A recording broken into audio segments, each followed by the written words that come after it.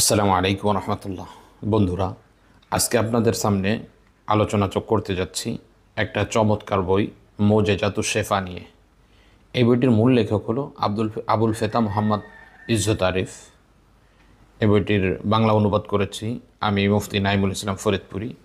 এই যে চমৎকার বইটি দেখতে পাচ্ছেন, সুন্দর মলাটে মোড়ানো হয়েছে বইটা। এই বইটা এই যে পৃষ্ঠা দেখতে পাচ্ছেন, চমৎকার পৃষ্ঠা, সুন্দর পৃষ্ঠা দেওয়া হয়েছে বইটার মধ্যে। এবং বইটার মূল পৃষ্ঠা হলো এই যে দেখতে পাচ্ছেন 80 পৃষ্ঠা। এই বইয়ের মধ্যে কি কি বিষয় নিয়ে আলোচনা করা হয়েছে সেটা নিয়ে আপনাদের সামনে আলোচনা করব। এটা দিয়ে দেখতে পাচ্ছেন যেটা বোঝানো হচ্ছে যে আসলে এর মধ্যে ঘরোয়া পদ্ধতিতে আমাদের আশেপাশে যে গাছগুলো আছে এইগুলোতে আমরা কীভাবে চিকিৎসা করতে পারি সেই বিষয়টা তুলে ধরা হয়েছে। বাকি এর মধ্যে গুরুত্ব রাখা হয়েছে কালো জিরা, মধু, পেঁয়াজ, রসুন, এই কয়েকটি বিষয়ের উপর আলোচনা করা হয়েছে। তাহলে চলুন আমরা সূচিপত্রটা একটু দেখি। সূচিপত্র ভূমিকা, অনুবাদকের কিছু কথা। প্রথম অধ্যায়, কালো জিরা। চুল পড়ার জন্য কালো জিরার ব্যবহার, মাথা ব্যথার জন্য কালো জিরার ব্যবহার, অনিদ্রা দূর করার জন্য কালো জিরার ব্যবহার, উকুন ও তার ডিমের জন্য কালো জিরার ব্যবহার, মাথা গোড়া এবং কানের ব্যথার জন্য কালো জিরার ব্যবহার, শক্তিশালী হওয়ার জন্য কালো জিরার ব্যবহার, দাঁত, টনসিল বা গলা ব্যথার জন্য কালো জিরার ব্যবহার, গ্রন্থজনিত রোগ বা সমস্যায় কালো জিরার ব্যবহার, ব্রণের কারণে কালো জিরার ব্যবহার, সকল চর্মরোগের জন্য কালো জিরার ব্যবহার, আঁচিল দূর করার জন্য কালো জিরার ব্যবহার, মুখের উজ্জ্বলতা এবং সৌন্দর্যের জন্য কালো জিরার ব্যবহার, ভাঙ্গা হাড় জোড়া লাগানোর জন্য কালো জিরার ব্যবহার, আঘাত লাগা বা মস্কে গেলে কালো জিরার ব্যবহার, বাতের সমস্যায় কালো জিরার ব্যবহার, ডায়াবেটিস সমস্যায় কালো জিরার ব্যবহার, উচ্চ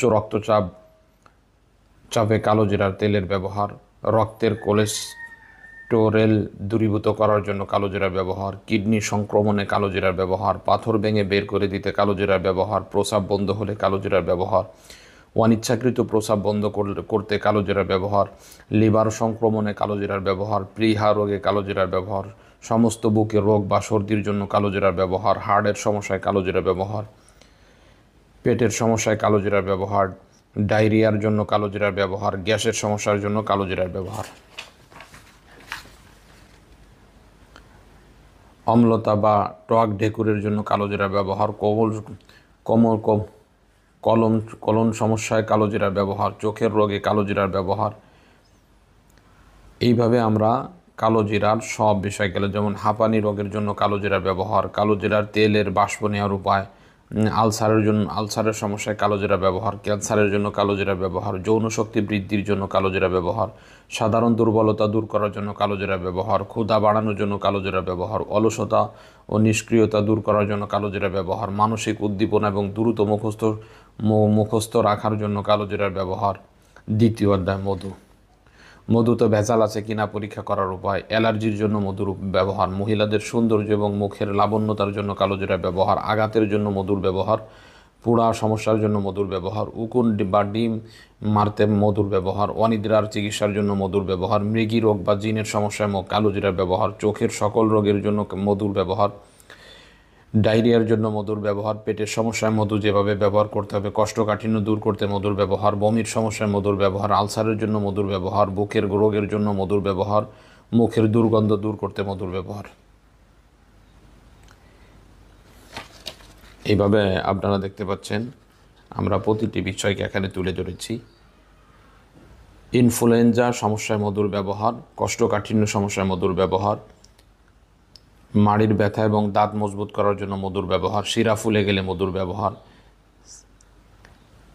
হাঁপানি রোগের জন্য মধুর ব্যবহার, হৃৎপিণ্ডের শক্তিশালী করার জন্য মধুর ব্যবহার, হার্ট ক্যাফিং সমস্যায় মধুর ব্যবহার, মুখের সংক্রমণ এবং জিহ্বা টিউমারের জন্য মধুর ব্যবহার, কানের রোগ এবং ব্যথার জন্য মধুর ব্যবহার, কিডনির পাথরের জন্য মধুর ব্যবহার, লিভারের সকল রোগের জন্য মধুর ব্যবহার, যৌন শক্তি ধরে রাখার জন্য মধুর ব্যবহার, প্রসূতি বা স্ত্রী রোগের জন্য মধুর ব্যবহার, বিষের জন্য মধুর ব্যবহার।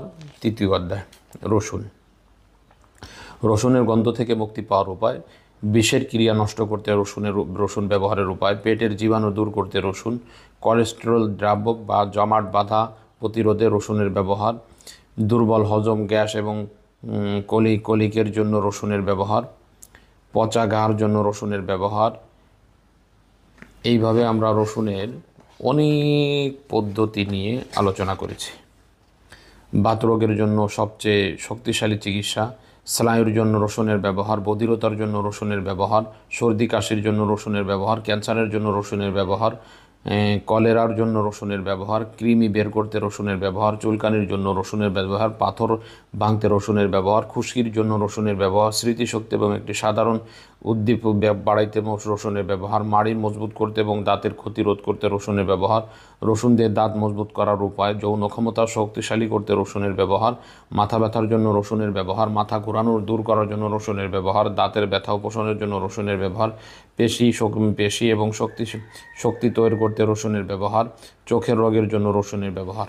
চতুর্থ অধ্যায় পেঁয়াজের আলোচনা। পেঁয়াজ দ্বারা রোগের চিকিৎসা, হুপিং কাশির জন্য পেঁয়াজের ব্যবহার, হাঁপানি রোগের জন্য পেঁয়াজের ব্যবহার, ফুসফুসে সংক্রমণের জন্য পেঁয়াজের ব্যবহার, শক্তি ও কার্যকলাপের জন্য পেঁয়াজের ব্যবহার, প্রজনন ক্ষমতার জন্য পেঁয়াজের ব্যবহার, মানসিক রোগের জন্য পেঁয়াজের ব্যবহার। এইভাবে পেঁয়াজের বিষয়গুলো নিয়ে আমরা এই পর্যন্ত দীর্ঘ আলোচনা করেছি। অর্থাৎ সব বিষয়গুলো কম বেশি মানুষের যেই সমস্যাগুলো দেখা দিয়ে থাকে এই বিষয়গুলো নিয়ে আমরা এখানে আলোচনা করেছি। ভিতরে কিভাবে আলোচনাটা সাজানো হয়েছে চলুন একটু দেখি। চুল পড়ার জন্য কালো জিরা ব্যবহার। হেলেঞ্চা শাকের রসের সাথে কালো জিরার গুঁড়া, সাথে 1 চামচ ভিনেগার ও 1 কাপ অলিভ অয়েল তেল মিশিয়ে প্রতিদিন সন্ধ্যায় মাথায় ম্যাসেজ করবে এবং গরম পানি ও সাবান দিয়ে ধুয়ে ফেলবে। এরূপ কিছুদিন করলে চুল পড়া বন্ধ হয়ে যাবে ইনশাআল্লাহ। এভাবে প্রতিটি বিষয়কে আমরা চমৎকারভাবে সাজিয়েছি, যেই বিষয়টা সমাধানের জন্য আপনি বইয়ের মধ্যে সহজ উপায়গুলো পেয়ে যাবেন ইনশাআল্লাহ। যেমন এখানে দেখেন, হাঁপানি রোগের জন্য মধুর ব্যবহার। 1 কাপ মধু এবং 1 চামচ ভিনেগার, এই দুটি একটি পাত্রে পানি রেখে তাতে ভালোভাবে মেশাবে। এবার প্রতিদিন তা খালি পেটে পান করবে। ইনশাআল্লাহ কয়েক সপ্তাহের মধ্যে আপনার হাঁপানি রোগ দূর হবে ইনশাআল্লাহ। নিম্নের কথাগুলো বিভিন্ন বই থেকে পাওয়া যায়। যেমন সরাসরি মধুর ব্যবহার। প্রতিদিন 1 থেকে 2 চামচ বিশুদ্ধ মধু খেতে পারেন। এটি শ্বাস প্রশ্বাসের পথকে মসৃণ করতে এবং শ্লেষ্মা পরিষ্কার করতে সহযোগিতা করে। গরম পানির সাথে মধু। 1 গ্লাস গরম পানিতে 1 চামচ মধু মিশিয়ে পান করুন। এটি শ্বাসনালীর পথে জমে থাকা শ্লেষ্মা সহজে বের করে দিতে সহায়তা করবে এবং শ্বাস নিতে সুবিধা এনে দিবে। এইরূপভাবে প্রতিটি বিষয়ের অতি সহজে আপনি কিভাবে চিকিৎসা করতে হবে। যেমন কানের রোগ এবং ব্যথার সমস্যায় মধুর ব্যবহার। পানিতে সামান্য লবঙ্গ দিয়ে মধু মিশিয়ে প্রতিদিন ঘুমানোর পূর্বে ফোঁটা ফোঁটা করে কানে দিবে, ইনশাআল্লাহ সমস্যাগুলো দূর হয়ে যাবে। এইভাবে অতি সহজে আপনার যে কোনো সমস্যাকে আপনি ঘরোয়া উপায়ে আপনার ঘরে এই পণ্যগুলো সবার অধিকাংশ লোকের ঘরেই থাকে, এইগুলা দিয়েই আপনার সমস্যাগুলোকে কিভাবে সমাধান করবেন এই বিষয়টাই এই মোজেজাতুশ শেফা কিতাবের মধ্যে তুলে ধরা হয়েছে। অতএব এই বইটি যে সমস্ত বন্ধুরা নিতে আগ্রহী অবশ্যই আমাদের কাছ থেকে বইটি নিতে পারবেন। বইটির দাম 100 টাকা, কুরিয়ার খরচ 100 টাকা, অর্থাৎ আপনার কাছে বইটা পৌঁছাই যেতে 200 টাকা খরচ হবে। বইটি অর্ডার করতে অগ্রিম 1 টাকাও পেমেন্ট করার কোনো প্রয়োজন নাই। আপনার নাম, ঠিকানা, মোবাইল নাম্বার লিখে দিলে আমরা আপনার গন্তব্যে পৌঁছে দেব। বইটি হাতে পাওয়া পর আপনি টাকা পরিশোধ করতে পারবেন। আসসালামু আলাইকুম ওয়া রাহমাতুল্লাহ।